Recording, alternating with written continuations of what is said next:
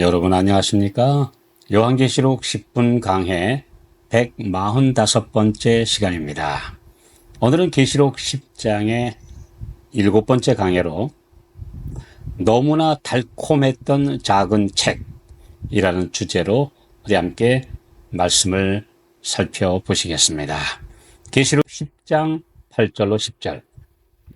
하늘에서 나서 내게 들리던 음성이 또 내게 말하여 가로되 네가 가서 바다와 땅을 밟고 섰는 천사의 손에 펴놓인 책을 가지라 하기로 내가 천사에게 나아가 작은 책을 달라 한즉 천사가 가로되 갖다 먹어버리라. 네 배에는 쓰나 네 입에는 꿀같이 달리라 하거늘 내가 천사의 손에서 작은 책을 갖다 먹어버리니 내 입에는 꿀같이 다나 먹은 후에 내 배에서는 쓰게 되더라. 이 장면에서 사도 요한은 하나님의 백성들이 겪을 일을 직접 연극으로 보여주고 있습니다. 이 사건은 이미 예언된 대로 일곱째 나팔이 울려 퍼지기 전에 그리고 하나님의 비밀이 이 땅에 이루어지기 전에 있을 일들입니다. 주님의 재림을 간절히 사모하는 성도들이 이 작은 책, 곧 다니엘서의 2300주야 예언의 시간표를 깨닫고 너무나 기뻐했던 장면을 꿀같이 달았던 장면으로, 그러나 잘못된 해석으로 인해 쓰디쓴 실망을 겪어야 했던 대실망의 사건입니다. 예수께서 바다와 땅을 밟고 서 있는 천사로 묘사된 것은 그분이 하늘의 모든 권세를 가지시고 이 세상에 임할 마지막 구원의 사역을 이루시기 위해 오신 특사라는 표현입니다. 이와 함께 이 사건은 전 세계를 모두 재림 운동의 영향 아래 두고 있을 것이라는 것을 가리킵니다. 그동안 대부분의 역사적 사건들이 지중해를 중심으로 이스라엘과 중동 지역과 그리스 중심으로 진행되었으며 그리고 그 이후에는 유럽을 포함한 로마 제국 영역에서 일어났었습니다. 그러나 마지막 때에 전개될 역사적 사건들은 이제 전 세계로 확대되는 시대가 될 것이라는 것을 가리킵니다. 예수님이 이 땅에 전할 마지막 예언과 그 모든 메시지를 기록한 작은 책을 손에 펴서 들고 계시는 장면이 다시 한번 묘사되면서 하늘의 음성이 요한에게 예수님이 들고 계시는 그 책을 받아 가지라고 지시합니다. 이제 모든 예언에서 덮여진 부분은 없고 모든 것이 열린 시대라는 사실을 이렇게 정확하게 묘사하고 있습니다. 그런데 요한이 그 책을 달라고 하자 그분은 요한에게 그 책을 갖다 먹어버리라고 말씀하십니다. 책을 먹는 것은 어떤 의미일까요? 말씀을 듣는 것보다 직접 읽고 상고하여 더 깊게 깨닫고 그의 세포 속에 새겨지는 경험을 말씀을 먹는 것으로 상징하고 있습니다. 계시록의 모든 상징과 표현은 구약 성경에서 인용한 것들입니다.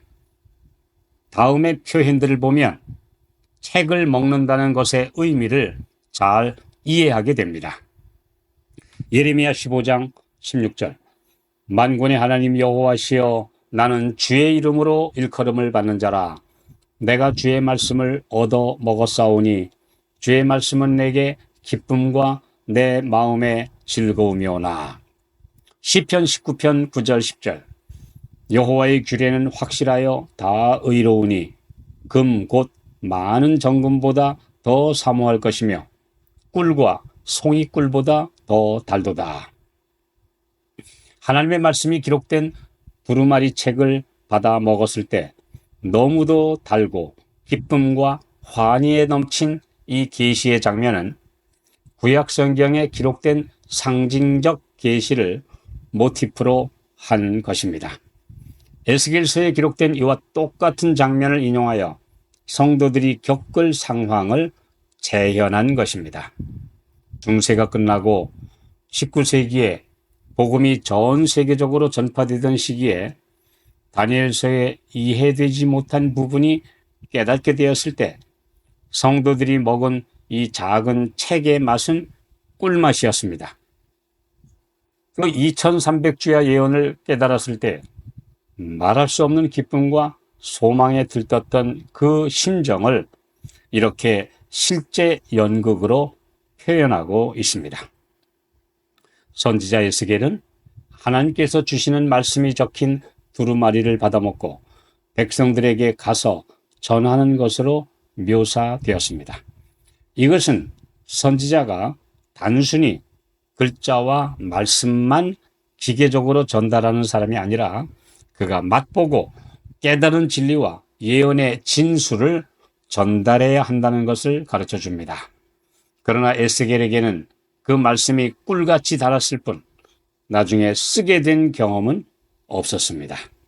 에스겔 3장 1절로 3절 그가 또 내게 이르시되 인자야 너는 받는 것을 먹으라. 너는 이 두루마리를 먹고 가서 이스라엘 족속에게 고하라 하시기로 내가 입을 벌리니 그가 그 두루마리를 내게 먹이시며 내게 이르시되 인자야 내가 네게 주는 이 두루마리로 네 배에 넣으며 네 창자에 채우라 하시기에 내가 먹으니 그것이 내 입에서 달기가 꿀 같더라.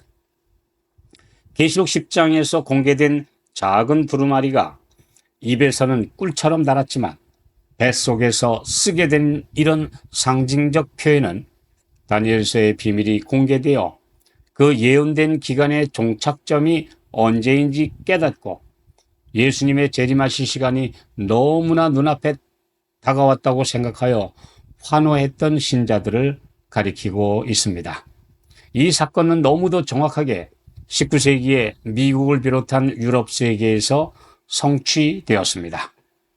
계시록 10장의 이 예언은 세계적으로 제일 먼저 그리고 가장 크게 영향을 미쳤던 재림운동과 그로 인한 실망의 역사가 묘사되어 있습니다.